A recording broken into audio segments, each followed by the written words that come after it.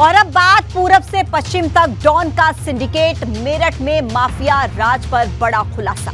क्योंकि अब पूर्वांचल के बाद पश्चिम में अतीक का बड़ा कनेक्शन सामने आया और इस कनेक्शन ने बड़े बड़े अधिकारियों को मुश्किल में डाल दिया। क्योंकि अब मेरठ में अतीक के काले कारोबार के बारे में पता चला, जहां अतीक ने अपने सिंडिकेट के जरिए अरबों की जमीन कब्जाई और अब खुलासा हुआ तो हड़कंप मचा हुआ है। सवाल इस बात का है कि क्या सरकार अतीक के मेरठ वाले काले कारोबार पर एक्शन लेगी?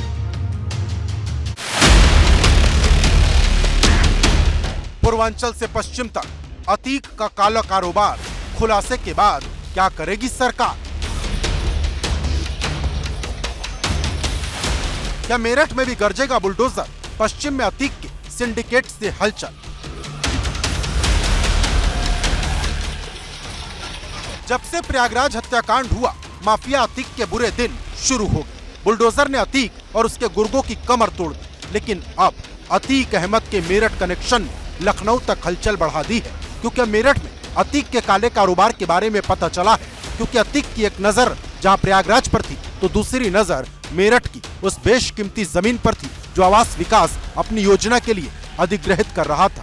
अतीक ने अपने रसूख का इस्तेमाल कर न सिर्फ बेशकीमती जमीन को अर्जन से मुक्त कराया, बल्कि उस पर कई कॉलोनियां खड़ी कर दी, जिसमें अरबों की कीमत के सैकड़ों फ्लैट बना दिए गए। जानकारी के मुताबिक मेरठ में अतीक का एक पूरा सिंडिकेट काम करता था, जो पहले जानकारी जुटाता था कि आखिर किस जमीन को अर्जन मुक्त कराने से अरबों का फायदा होगा। ये पूरा खेल बड़ी बारीकी से खेला गया और किसी को भनक तक नहीं लगी। बाहुबली अतीक अहमद का रसूख पूर्वांचल तक नहीं बल्कि पश्चिम तक भी दिखाई देता है।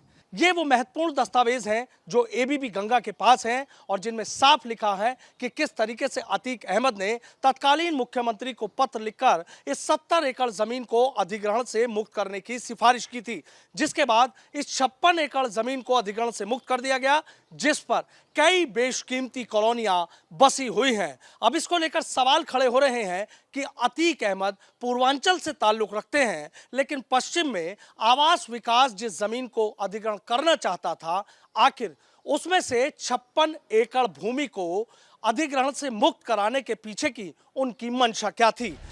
दरअसल आवास विकास परिषद मेरठ ने जागृति विहार योजना के लिए 1 जून 2002 में धारा 28 के तहत 1130 एकड़ से ज्यादा की भूमि का अधिग्रहण करने के लिए गजट नोटिफिकेशन जारी किया था। तभी अतीक अहमद ने तत्कालीन सीएम को एक पत्र लिखा, जिसमें 70 एकड़ जमीन अर्जन मुक्त करने की सीएम से सिफारिश की गई। तर्क दिया गया कि कुछ किसानों ने छोटे छोटे मकान बनाए हैं, जबकि कुछ ने कॉलोनी बनाने के लिए मेरठ विकास प्राधिकरण में मानचित्र के लिए आवेदन दिया है।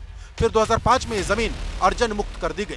अधिकारियों की माने तो करीब 56 बीघा जमीन अर्जन मुक्त की गई, लेकिन वो कैमरे पर बोलने से बच रहे हैं।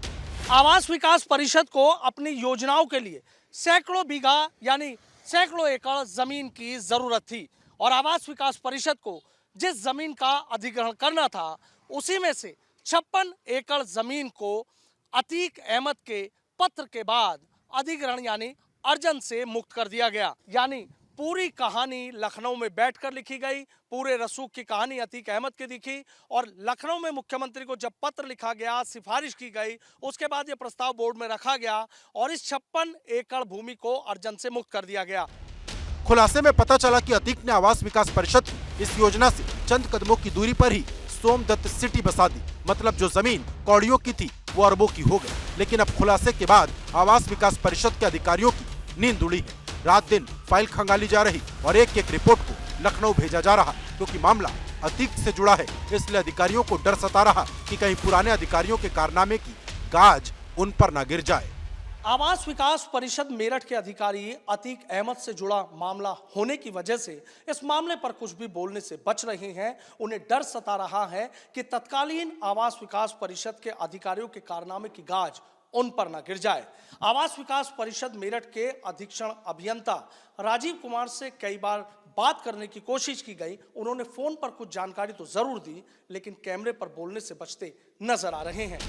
लेकिन उनके जवाब मिलने बाकी हैं, क्योंकि मेरठ से लखनऊ तक इस बात की चर्चा है कि आखिर अतीक ने किस भूमाफिया, किस कॉलोनाइजर या फिर किस बड़े रसूखदार के कहने पर तत्कालीन सीएम से ये सिफारिश की थी, और क्या अभी भी ये लोग अतीक अहमद के लिए काम कर रहे हैं। और अब सबकी नजर इस बात पर टिकी है कि अतीक के मेरठ कनेक्शन के बाद सरकार क्या एक्शन लेती है। मेरठ से सनुज शर्मा, एबीपी गंगा।